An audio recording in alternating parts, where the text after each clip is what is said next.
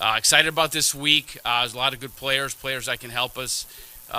We have 6 picks. I don't know how realistic it is that we move up, but you never know. I think same put or moving back is probably a bigger option for us. But excited. There's good players that can help us, and really excited. A lot of work has gone into this, and I think we'd probably say we're probably like 95% of the way there. It's still going through scenarios, just like everyone at home is doing our mocks, trying to figure out what the other 20 teams ahead of us are trying to do.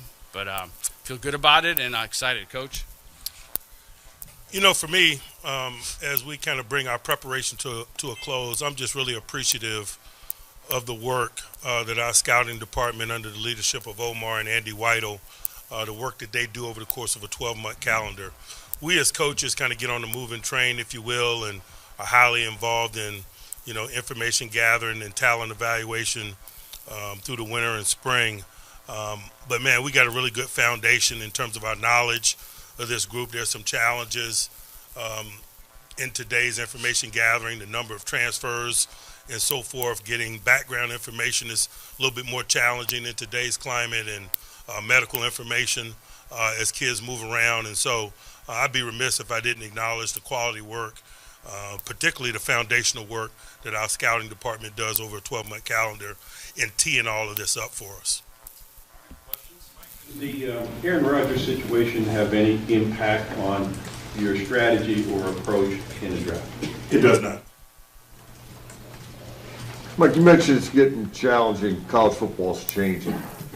These guys are older. They're coming to you. Some of them are millionaires. How complex and challenging is it versus 10 years ago? I don't know that the variables that you mentioned are negative ones or ones that make it more challenging, to be quite honest with you. With age comes maturity, usually not only life maturity but football maturity. And you feel that from some of these COVID young people, their development of skill relative to their position and their floor, if you will, is at a pretty high level. And then the financial component, I just think that, and I've seen that over the course of the last several years, if nothing else, the young people come in more financially educated. Some of the lessons that we used to have to teach them in their rookie year, they've already learned, or some of the issues that come with money, the management of money, et cetera, they've been dealing with now for a number of years. And so I don't know that those particular variables that you mentioned make the process more challenging. About guys that transfer, it seems like it's hard to find a guy in the class who's been with one school the whole time. How do you change the way you evaluate with so many guys having that background? Thankfully, and that's what I mean when I was talking about I'm really appreciative of our scouting department, man. We have regional scouts, man, that have long-standing relationships with universities, and we just got to turn the stones over. Oftentimes, we got to, do research at multiple places on one individual. But that's not a challenge that's unique to us. I think that's a challenge that all of us globally face, and so from that standpoint is fair. Or do you think it's a good quarterback class, and do you think there's depth in that group? I do. I think it's a good quarterback. I really do. Yep. You said that Aaron Rodgers doesn't affect your draft strategy, but does the outcome of the draft and who you may acquire affect your pursuit of Aaron Rodgers or another outside quarterback? I think what you do in the draft oftentimes affects maybe some talent acquisition that happens after. We'll see how the acquisition goes this weekend. Owners means you called training camp a line of demarcation with Aaron Rodgers. Does that mean you're willing to let it play out until that point, possibly reaching training? To be quite honest with you, I don't know that I meant that specifically for him or the circumstance. I'm just saying in general, when you report to training camp, man, it's a line of demarcation for development of a group individually and collectively. Decision continues, would you be comfortable with him missing OTAs and then coming to your team? I hadn't pondered those things, to be quite honest with you. As it relates to what you might do at wide receiver and also any interest or quest you might have to try to get back into the second round, does George's contract situation play into either of those situations or scenarios for the club? No. I mean, we're glad we have George and DK here. I think they're going to be exciting for everyone to watch. Excited to have DK here, but no, if I am answering your question. But Do you deem it to be an important thing for the club to get back in the second round, or at least acquire one more pick perhaps before the third day? We'll see how things shake out. I'll say this, we gave up a second for DK, and I'm so excited that we did that. It's having him here is great, and obviously when you get to the draft, you get excited about a lot of players, and you wish I had 50 picks right now, because there's a lot of good players out there, and we'll see how it shakes out. Omar, do you have, if you don't get the quarterback on the first day, do you have a good idea of what might be available to you in the third round that you think you can get a decent player there? I think we're going to get without going into specifics of the position, I think we're going to get a good player third round, and all the rounds. We went through our scenarios this morning, Andy and I, and Dan Colbert and the group, and there's some really good players out there, and I don't think we're saying, hey, we're taking this position in this round or that round, and we'll just let it come to us. Do you ever look ahead to the 2026 class when you're thinking about positional value at a certain place to think there might be guys that next year when you're looking to fill a spot? We're primarily focused on this year, but obviously, you're going to look into the future and see what's coming, and you don't, not only in the draft, but really our roster and free agency and what the league's going to look like next year and the year after. So you always take that into account, but I think right now we're focused on this group. Obviously, pre-draft visits aren't everything, but you guys did meet with 9 running backs and 8 defensive tackles. Can you kind of expand on what you learned about those positions and players you met with and throughout this entire process? Yeah, I think that's a credit to how deep maybe those positions are.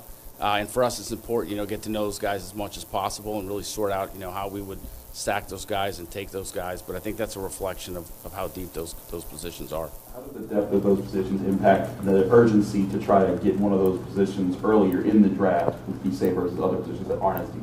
Yeah, I don't know if I'd use the word urgency, but, it's just, it gives you options, knowing that there's good players, at those positions. There's options at different points in the draft where you can acquire those guys.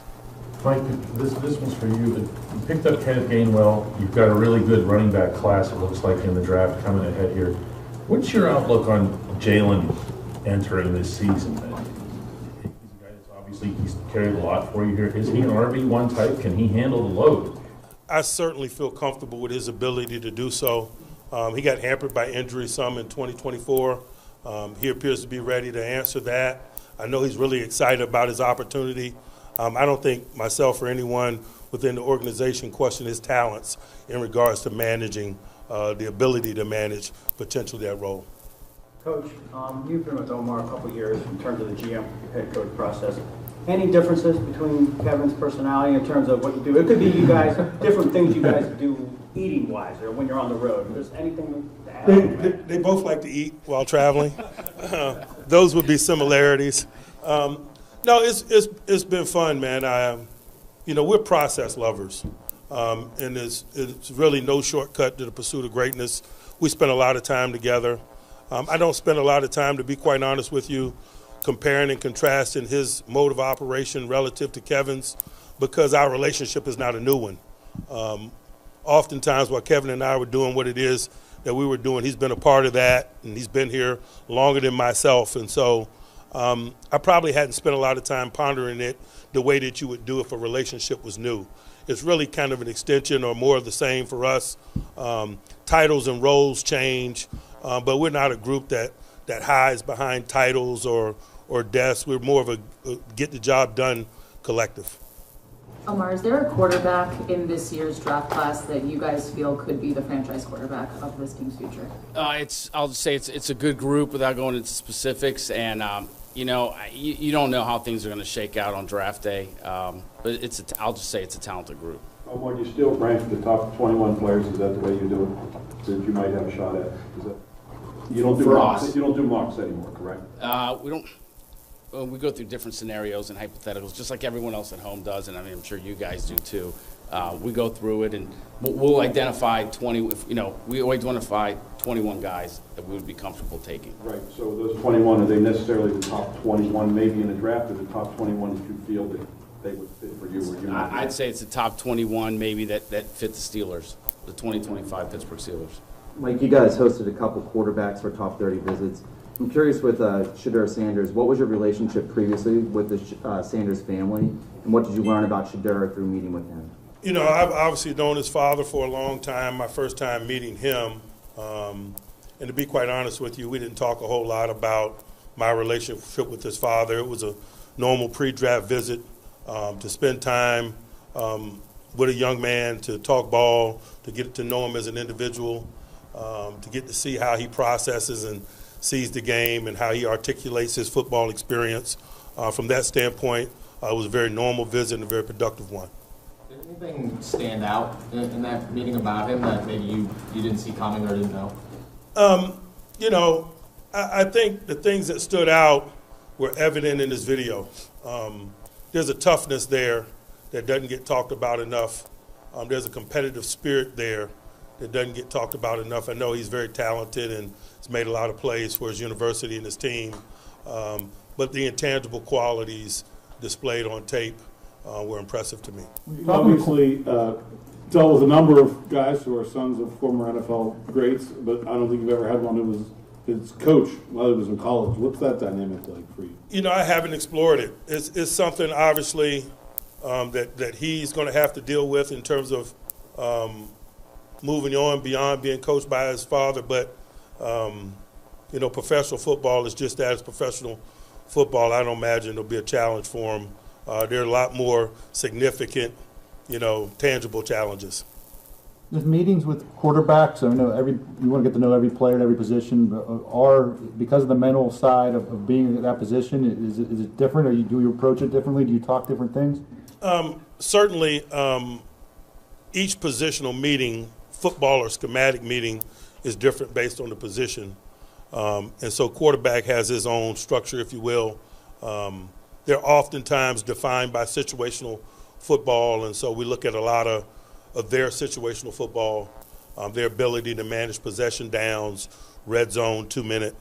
I think if you really want to get to know someone, as opposed to talking about what it is that you do, you watch their tape and talk about what it is they've done. I think that's a platform for a more productive day than simply instructing them about how we do business in Pittsburgh. And so that's just a little window in terms of our mindset, in terms of how we interact with all the quarterbacks. It's about their tape. It's about their experiences because it aids us in our ability to get to know them as players and as people. If you both wouldn't mind answering this, but Omar, I'll start with you since you brought it up in your opening comments about the prospect of potentially trading back. You guys haven't done that in a while. What has it been? I'm sure you've had calls every year, but why has it always been that you've decided to not do that? And when it comes to the valuation of why you might, what do you think would talk you into doing it? Talking about the first round? Yeah. You know, I think the key, the way I look at it is you never really want to trade away from a really good player that can help you and the right guy for us. You know, by the time we get to Thursday, we'll have identified certain guys that we will not trade away from. And it's just sort of how it's worked out. You know, a couple of years ago, we traded up to get Broderick. You know, he was the guy we wanted, and you know, we're open to it. So, yeah, I would echo that sentiment. We're always open, but because we do our due diligence, oftentimes there's somebody available that we're really excited about, and so I think it remains the same this year. We're open to moving up. We're open to moving back.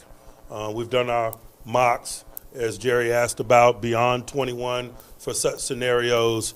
But particularly in recent years, if my memory serves me correct, there's just always been people that we're really excited about when we're on the clock. And it's easy to get excited about prospects when you've done the work. I imagine I'll be in the same state this year. Mike, given that the organization's priority or preference, I guess, going into the offseason was to re-sign either Justin or Russ, do you feel comfortable in the amount of homework you've been able to do on this quarterback class as compared to like 2022 or previous years when you were considering a quarterback? I haven't pondered relative preparation, but I'm really comfortable with the amount of research we've done on this class and our preparedness in that area. How many guys, as Mike was saying, are you excited about? How many guys would you not trade away from? That's a good question. That's a good one. That's a good question, man. You'd have to give me a few minutes. For Several. That. So yeah, there's several guys there that we like. Yeah, so it's a nice group at a variety of positions. We still got more work to do in terms of identifying that select group as you outlined. But this is a nice class. Mike, what are you looking for or need from a defensive lineman when it comes to you? This is a deep group in that area, and they come in many different shapes and sizes, and I just think that's a component of it. Some guys are power players who happen to be athletic. If you're talking about elite interior defensive linemen, some guys are oversized athletes, and it's the same in Sunday ball. Some guys are power players who happen to be athletic. Some guys are oversized athletes, and oftentimes that means that they get the job done in a different way, but the job gets done. And it's our job as organizations, and particularly as coaches, to utilize their talents. And so we cast a big net. We appreciate different modes of operations, if you will. And whoever we do business with, we're going to work to highlight their skills and how they play and how they produce plays. The depth of the positions you guys are targeting, does that allow you maybe more of an opportunity to move back? Absolutely, 100%. I mean, it just gives you options. Omar, has that process started yet, or is that something that you? What's that?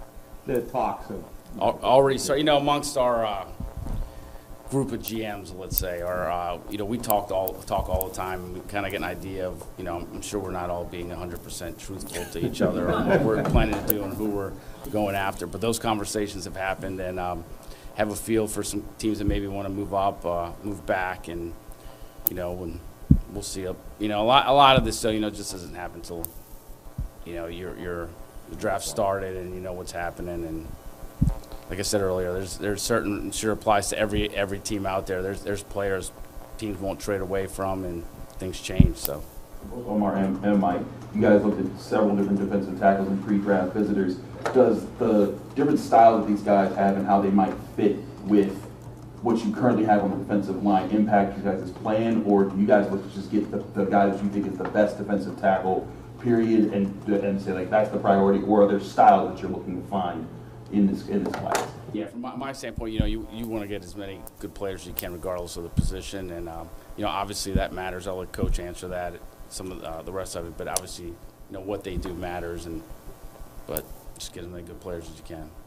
I think, and this probably goes for any discussion about any position group, the higher you're picking in the draft, the less you're concerned about schematic fits, because their pedigree should supersede schematic fits, and the more marginal the pedigree, the more you better identify the schematic fit. And so later in the draft, that's probably more significant discussions regarding schematic fits than at the top end of the draft.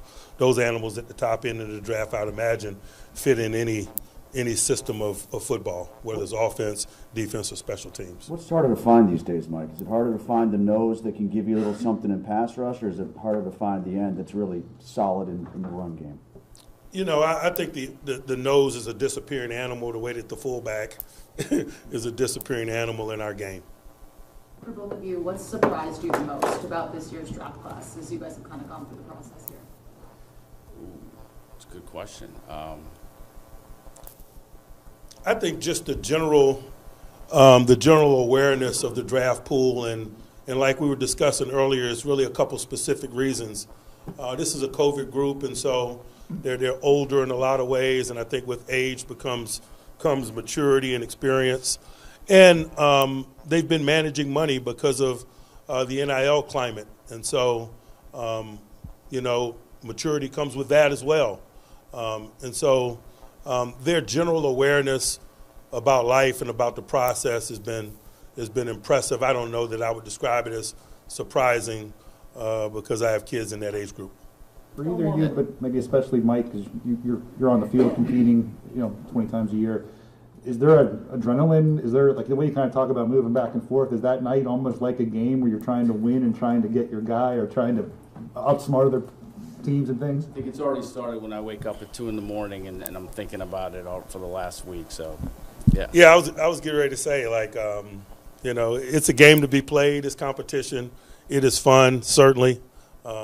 I think about it as pro days, as you guys watch us move, who I interact with, where I go. Sometimes it's real, sometimes it's not. But that's a fun component of the competition. You mentioned The same could be said about who we bring in on pre-draft visits. You guys have both mentioned the age differences in the prospects. You've got some guys that are 25 or almost 25. You've got some guys that haven't yet turned 21. Does that factor into the evaluations of those players and how you view them, stack them up? It does, and probably to an advantage for both groups at times. Depending on what it is you're looking for, you might value maturity, and obviously, from a scouting perspective, man, we all like upside, and oftentimes that comes with youth. Aaron talked some about pulled up in a sedan and he snuck in the back door and Rogers when he came to visit. Is that typical for a prospect free agent to visit, or how secretive was on your side of that equation? I don't search for typical. It's just not the business that we're in. Mike, you guys put the 3 safety package in a couple of years ago. KZ's still a free agent. I know you showed some interest in some safeties. How important is that to you to be able to have somebody to go to that going forward? And we've signed Thornhill. Okay. Okay.